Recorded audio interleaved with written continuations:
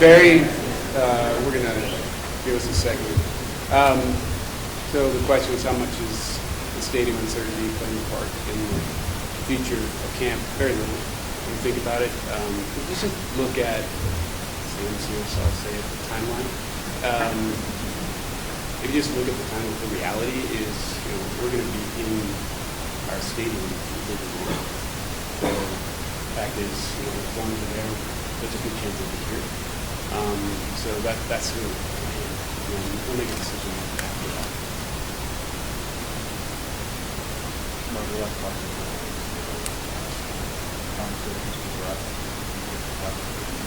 Yeah, I know it sounds redundant and boring to you guys, but back to what I said in the past, I'm going to say again, we continue to make progress. We had more meetings, we had more discussions. I said this last time we talked, but at this point, it's literally, you're taking, you're doing this long, and really going to take this paragraph. And in this paragraph, this long. And we're doing this. We're doing that on both sides. And you're in that process, so you're not sure exactly how everyone's going to go. Some of them are tough, big decisions. You have to get it and come back to that. Let's go to the next one. We're in the middle of both sides of the state line of that. And as I said before, I'll say it again, like the commitment on both sides has been really, really humbling. There's a real interest to figure this out on both sides of the state line, and that gives us a great opportunity to figure out what's best like for everyone. Mark, what is it possible to decide in what way, if any, the options that include one contract to stay in the writing for the next 5 years? I mean, if that needs to evolve and kind of look at that sort of possibility for a team? Yeah, I think it has to continue to evolve. Two things impact that. To answer your question directly, Larry. The first would be that CSL study that we did, where we talked to thousands and thousands of our fans. We talked to them about both options, in particular on the renovation side. We got a lot of good feedback. It was interesting feedback. Some things sort of opened our eyes to what was really important to them. So we've incorporated some of those as we continue to revise that design. I would say that most of the feedback from fans is related directly to the stadium experience. So in stadium, I'd like to see this, or this, or in stadium, I've been to this stadium with another NFL team, they have this, can we incorporate that? It's been the majority of that feedback is in the stadium. I think I've said this to you guys before, but their big three will make sure it's loud, make sure that tailgate is as good, if not better, in either option. And then the humbling one was, there was a very, very high level from this survey. We trust the Chiefs to do it. So that's humbling, but it's also, that creates even more pressure on the responsibility to get it right. That's one of the reasons we're taking the time. Beyond the educating stuff, how do you continue to evaluate and judge what you might be able to do around it? Yeah, so that's the second part of the answer to the first question, which is obviously we got to figure out what happens to the horse. So is that stadium there? If it's not there, when is it not there? And then you can figure out what you can do. You can make all the plans you want, but there are a lot of things to do that we aren't part of. Kind of stuff what happens if the stadium there. So what we've tried to do is control what you can control, prepare for what you can prepare, and then make sure you have options. From the outside, it looks like there's maybe a clearer path, building a stadium, wouldn't disrupt anything that would be currently going narrowhead, and wouldn't require, those Jackson Countyans. But if you do decide to stay and renovate the sports complex, what would be the main deciding factors in that case? Yeah, Stephen, I'd say this: our job and the team around me.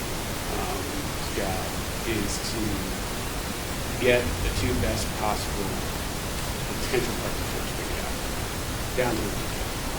And at that point, we're going to go to the hunt down and say, okay, what are your options? What do you want us to do? and they'll decide, and they'll ask for our input, and then we'll go do that better than anybody else. So that's our strategy, and that's what we're working toward, and that's why you hear so much of it on both sides.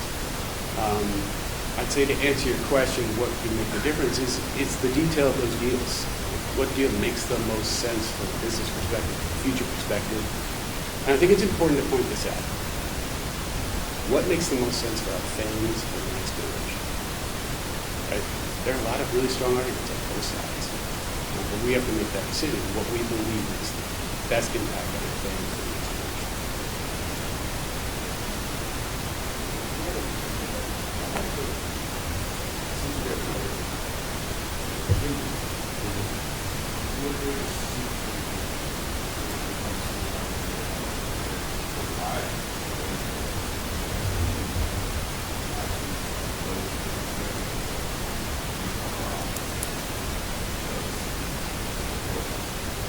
Yeah, Nate, that's a really logical question. I think that it's got to have some impact, right? Because it makes clear, at least launched.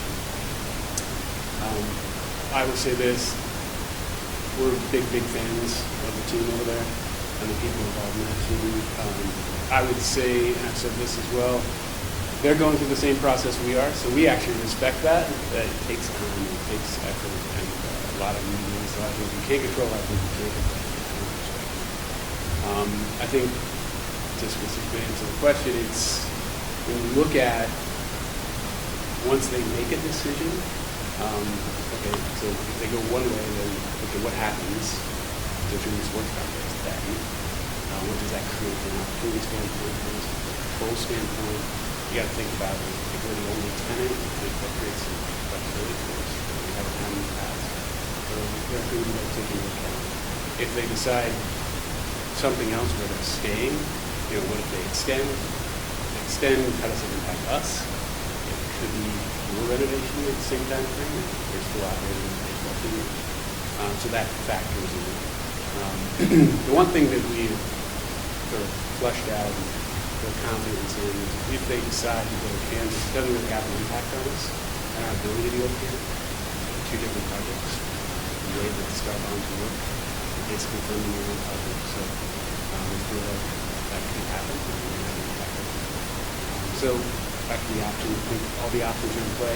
We've stayed in close consultation with them on just where are you and what's your time frame. But other than that, we both agree that it's better for both of us to be safe.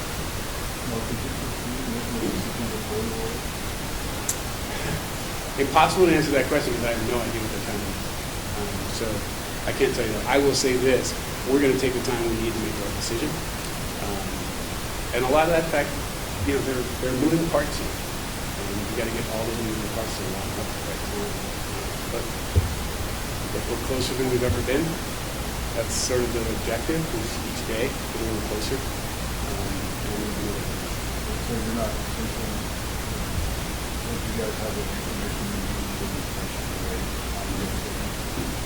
can And that's one of the benefits of going your own way and being on two different paths. Is we're focused on what we do, how we do it.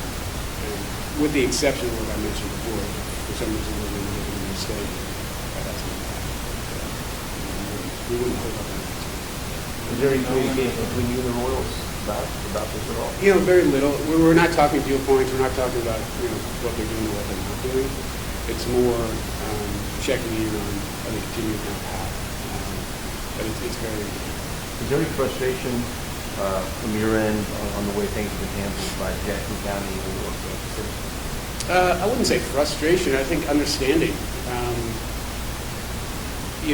This has been 5.5 years of a lot of people and organizations' lives. And it's also been quite an education for us as to how two different states work, how the county works, how the city works, how the state legislature works. And we gained a better understanding. There are a lot of challenges in what they do in the day-to-day. Obviously, we're talking about Jackson County. They've got a lot to deal with right now. We have to respect that. Be respectful in our discussion with them that we got to keep going. So can we talk? What can we talk about? Are we on the same page we were in the last conversation? I would say this from Jackson County perspective, the folks we're talking to are really excited about figuring something out with us. It's going to take a little bit to get that done. They got to go through their process to what's going on here. But we're going to continue that conversation. All right, we're going to go. We'll start on this side now.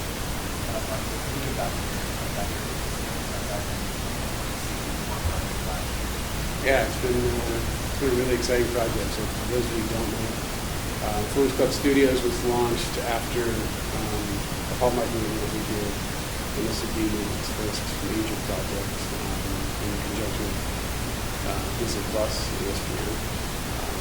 And it's another effort to do with them and put more content out there. What I'm most excited about is, we got, as you would imagine, we got approached last year before the season by a number of different major Hollywood film companies wanting to track our season. And we went back to the folks who did Michael Jordan's Last Dance and said, what if we did it with two parallel paths, one being tracking the season access we've never done before, and then a parallel path of charting the history of the Kansas City Chiefs and Lamar's impact on sports, and the NFL in particular. And I would tell you that I've seen the whole thing, and it does an amazing job of following those paths. And, you'll see a lot of folks talking about, the season didn't end the way we wanted it to. We had to make a decision to go into this process. But we were going to tell a story. And we were going to hopefully accomplish history, which we did, but we first did ever to be increased for but also tell the story of this franchise. And I think the way they combine the two is going to be really interesting for our avid fans as well as our worldwide fans. And one of the reasons we're on Disney Plus and ABC and ESPN is the worldwide distribution. When you think about the World's team and what we're doing, there is still strategy behind and some take advantage of opportunities. You think about what the NFL has done with the Chiefs and what they've increased and gone global. When you look at the first ever worldwide stream game, it's Kansas City Chiefs. When you look at this year's game in Sao Paulo, the fact that it'll be on YouTube worldwide for free. It's an amazing opportunity for the NFL, and we're right in the middle. There are a lot of reasons we're in the middle of it, but for us, it's a great opportunity. How about just an update on the progress of the Texas series? Yeah. Follow-up, is it just kind of had a coincidence that you have one home preseason game and it's the last one, 55 for Yeah. So the seed project for the World Cup has been on schedule, on budget, and as I said before, exceeded my expectations. I think those of you who had the opportunity to see it, when you've been at this organization, I've been here for 17 seasons, and you've lived in that building, it's a little shocking to see big holes blown into the seats, which is what we had to do. And when you're in that process, you're hopeful that it goes right, but it's pretty amazing. Clark was very adamant, even before we committed to World Cup, that if we're going to do this, I want every single one of our season ticket members, every single one of our fans to have a seat on that side, be able to sit in their seat for every single Chiefs game. Figure it out. They got to be in those seats. You got to build a field and take those seats out. And when you've actually seen the seats, they're the actual seats, and they're in the same spot. It's just on a modular system we can actually take out. So they were taken out, put the modular system in, it's in place. We'll take it out again for the World Cup, and then we'll put it back in, take 2 full seasons like that. And then based on our decision, we'll decide what to do next. But everything's been on schedule and on budget, and really, really looks great. Marcus?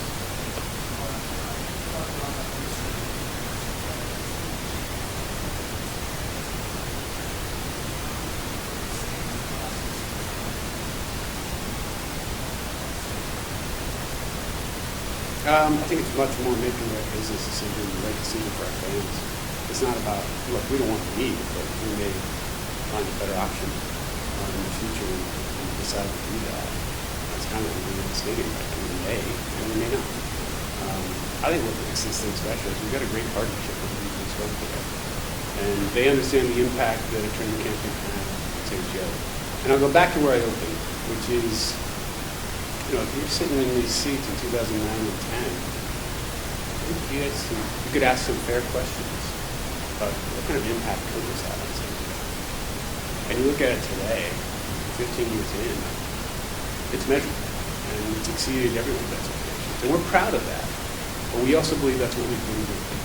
That we can bring something that can change and have impact. And if you look at the history of this, we've done it. So we believe we can do that again, or we can continue.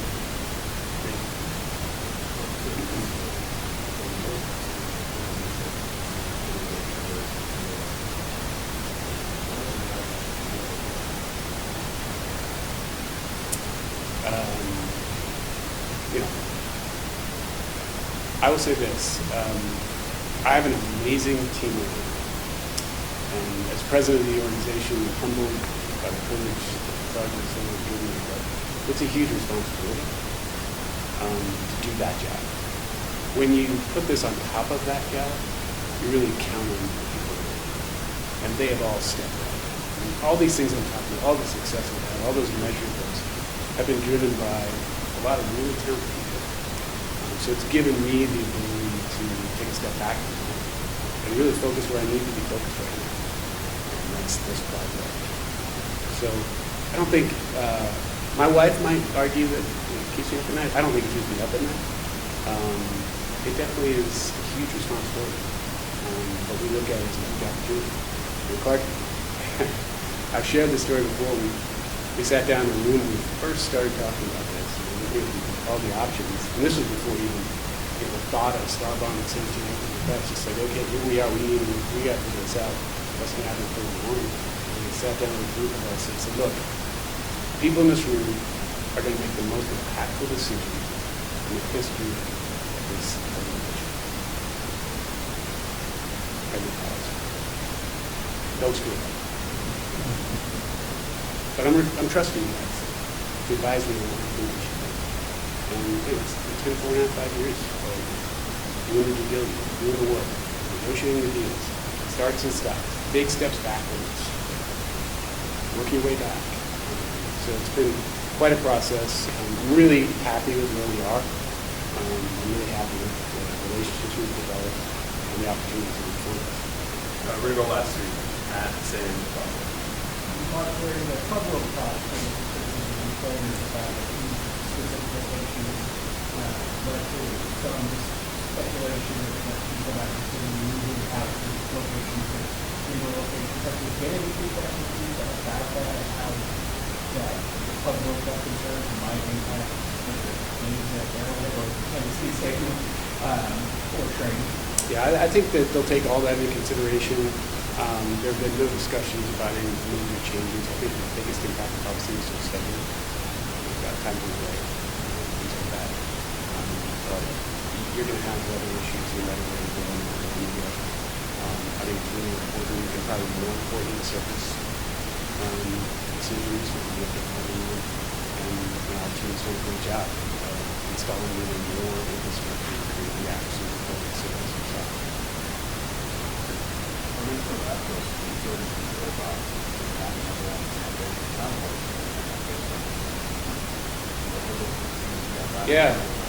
Yeah, we're really proud of this. And again, I go back to 9, 10, 14 years here. This organization is a long way, and a lot of it is the success of this football team, and all of the coach, all of the tight end, all of the quarterback, all of the defensive tackle. Out of the last Super Bowls, but a lot of it's the work that goes on behind the scenes to have the right plans, the right programs, and the right process in place. And so the NFL tracks fan base. It's a combination of your primary fan base and your secondary fan base. And they rank every single NFL team. And you can imagine, in 2009 and 10, we're looking up a long way to get into the top 10. As great as our fans are, we have a challenge of a small market, we have a challenge of not being a successful field. And, we've been able to do things off the field, innovative live marketing labs and meetings and things like that. granted, might be a bigger fan base, but the cool thing about us and our strategy is that, one of the things we number one is we're more of our fans. And the combination of that for the first time ever, and we surpass some of the biggest teams out there. And we have the largest fan base in the country. Right. Mark, if you continue to sort of cultivate data or however you express it to then Clark and the months on do you have any sense of Clark's inclinations? Because he's fairly open-minded. I know he's got sentiment about Arrowhead, obviously. Is that something you can share about their state of mind and state of mind? Yeah, I would say this. Clark's probably the most methodical guy I've ever worked with. He makes me better because I'm not the most methodical guy. And he's been extremely methodical in this whole process. I mean, there have been days when I walk out of a meeting and say, we get that, we got to go this direction. And then I walk out of the meeting on the other side and say, okay, we got that, we can go this direction. And he just stays steady through the whole thing. He's expressed his sentiment for what a special place the AT&T Field is, and he's also expressed a very willing openness to look at other options. There was a meeting early on with the siblings that we talked about, are we going to go down this path? And this is important for me to understand, like, I don't want to do all this work and have you guys say we're not believe. But I won't go into the details of the individuals, but there was a, hey, are we good? Should we look at all the options? And one of the siblings said, would Dad want us to stay? And one of the siblings said, Dad was the one who moved us from Texas. I think he'd be okay. He wants us to make the best decision. And then another sibling said, Dad would want us to do what's best for our kids. And that encapsulates the heart. It's also the understanding of his children. It's about our families. It's about giving the best experience to the next generation. Thanks, guys.